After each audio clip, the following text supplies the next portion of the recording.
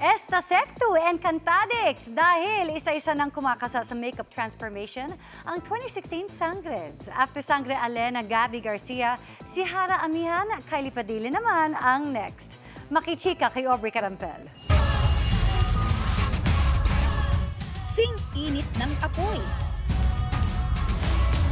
Goosebumps na hatid ng hangin. Nakakangatog na lamig ng tubig. At tila nakakasyok na pagyanig ng lupa. Ganyang feels ang hatid ng Sangres sa pasabog nilang transformation noong 2016. At 8 years after, muling nagbabalik ang mga minahal nating karakter sa pagpapakilala ng New Gen Sangres na sina Sangre Terra, Adamus, Flamara at Dea, Angel Guardian sa Encantadia Chronicles Sangre. Sa TikTok, una nang ginalaw ni Gabby Garcia ang baso at naghatid ng nostalgia sa kanyang muling pagbibihis Alena. Marami ang napa-Esta Secto dahil ang entry ni Gabby may almost 20 million views na. Sa caption, hinamon pa niya ang kanyang mga apwe o mga kapatid na sangre. Hastelive naman ang tugon dyan ni Amihan Kylie Padilla, nag-giving Hara vibes. Ako pa rin ang tunay na reyna ng delay. Teaser drop pa lang yan ni Kylie sa kanyang inaabangang makeup transformation trend entry. Sa dulo ng video makikita ang 6/9/24 o June 9, 2024 na petsa kung kailan mapapanood ang buong transformation video. Sa comment section sa IG, agad nag-post ng approval ang kanilang Sangre sister Danaya Sanya Lopez. Reply ni Kylie, "Sunod ka na!" Napag-comment din si Mikey Quintos na gumanap naman bilang anak niyang si Lira sa Encantadia 2016. May pa-fire emoji rin si Agane Rochelle Pangilinan. Blue hearts naman ang ibinigay ng netizens at Encantadix. Nahinahanap na rin ang entries ni Nasanya at Sangre Perena Glyza de Castro. Galaw-galaw naman daw. Hoping ang fans na i-reprise ni Kylie ang karakter na si Hara Amihan at muling magsasama ang OG at New Generation Sangres sa inaabangang biggest kapuso telefantasya na Encantadia Chronicles Sangre. Aubrey Carampel, updated showbiz happenings. True Love wins ngayong Pride Month sa inspirational story ng True Faith vocalist na si Medwin Marfil. Ang love story nila ng kanyang partner sa chika ni Nelson Canlas. Sa mga batang 90s, isa sa iconic OPM band ang True Faith. Di nagbago ang kilig sa tenga ng mga kanta nila.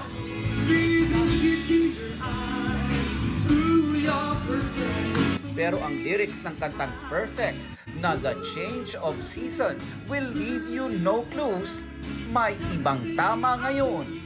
Clueless kasi ang marami sa love life ng vocalist na si Medwin Marfil until his recent announcement. Nakasal na siya sa kanyang high school batchmate na si Mark Angeles this May. And they opened up more sa emotional interview ng Updated with Nelson Canlas podcast. Maybe me coming out would, would enlighten people, would be help, and would make them understand. Nung naging kami ni Mark, maybe it's time na I come out and be proud of myself. Married in the US, pero nung una, LDR lang ang dalawa na naging malapit lang nitong pandemic. At nang pumunta si Medwin sa San Francisco to find himself, higit pa ang natagpuan niya na nauwi sa pagpapakasal. Sakripisyoan niya ito para sa buong banda. I told the guys, this is just temporary. As soon as everything is in place, di balik-balik lang din. Why did you even get married? Kasi pwede namang hindi. Di ba, if you take that to the Philippines, hindi naman talaga honor yan. Mag-solidify. Yeah. Solidify. Formalizing yung commitment. And feeling na namin na parang if it's something that straight couples want to do, then if we can do it, why not? Why not? Pero hindi raw ito madali. Kasi sa fancy talagang may culture machismo talaga. Pero naniniwala siya na bago na ang panahon. Ika nga, may freedom of choice tayo sa kung paano o kung ipapaalam ba sa publiko ang pagmamahal. Sakaling piliin mong ipagsigawan ito, gusto niyang ipakita na pwede ito tulad ng ginawa niya. Ang importante is if you're a good person, you know, if Yeah. you're a good artist, they want to express their opinion, go ahead. But it's not our reality. It's not who we are. Nelson Canlas, updated sa Showbiz Happenings. Dabang-dama ng lead stars ng GMA Prime series na Asawa ng Asawa Ko ang suporta ng mga kapuso sa kanilang pagbisita sa pagpapasaya sa Pangasinan. At dahil tag-ulan na, di rin nila pinalampas ang pagtikim sa comfort food ng ilang taga roon na kalaskes. Yan ang report ni Chris Duniga ng GMA Regional TV1, North Central Luzon. Dapat nabubulok na kayo sa mga kulungan ngayon. Time out muna sa matinding fight scenes ang Team Kalasag ng GMA Prime series na Asawa ng Asawa Ko. Para magpasaya ng mga Pangasinense sa ginanap na GMA Regional TV Kapuso Mall Show sa San Carlos City, Pangasinan. Tilian ang isinalubong ng fans sa cast sa pangunguna ni Christy, Jasmine Curtis Smith. Always grateful makita ang mga ngiti ninyo, ang mga hiyawan ninyo naririnig namin. Kaya maraming salamat talaga sa pagdalo tuwing may show kami, kahit saan man yan dito sa Pilipinas. Lahat ng regional shows. Kasama rin ni Jasmine si Leon, Joem Bascon na nangharana ng fans. Kundi dahil naman sa inyo, mga kapuso, hindi naman magiging successful ang show namin. At si Shira Liza Lopez.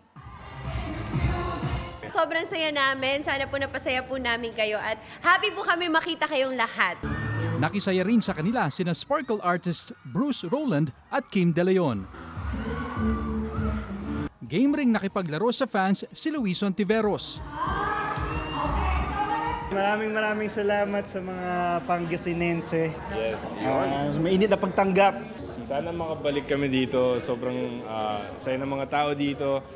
Sobrang bait ng mga tao dito. So, until next time. At least ngayon, hindi lang namin nakikita yung mga fans ng Asawa ng Asawa Ko sa mga comment section. But now, live and kahit pa paano na-express nila yung kanilang suporta. Nagsilbing host ng programa si sparkle artist Hailey Dizon.